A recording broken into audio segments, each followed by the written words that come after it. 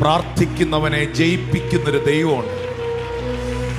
പ്രാർത്ഥിക്കുന്നവനെങ്ങും ലജ്ജിച്ചു പോകാൻ ഇടവരുത്താത്തൊരു ദൈവമുണ്ട്. പ്രാർത്ഥിക്കുന്നവനൊരു പരാജയമാകാൻ അനുവദിക്കാത്തൊരു ദൈവമുണ്ട്. പ്രാർത്ഥനയിൽ ആരംഭിച്ച യേശുക്രിസ്തു, പ്രാർത്ഥനയിൽ പ്രവർത്തിച്ച യേശുക്രിസ്തു, പ്രാർത്ഥനയിൽ വ്യഥകളെ വേദനകളെ നേരിട്ട യേശുക്രിസ്തു, ആത്മാവിനെ പ്രാർത്ഥനയിൽ പിതാവിൻ്റെ തൃക്കരങ്ങളിൽ ഏൽപ്പിച്ച യേശുക്രിസ്തു, യഹൂദന്മാർ കരുതി, പ്രമാണികൾ കരുതി അവൻ അവസാനിച്ചെന്ന്. പ്രാർത്ഥിച്ചവനെ കല്ലറകൾക്ക് ഒതുക്കാൻ കഴിഞ്ഞില്ല.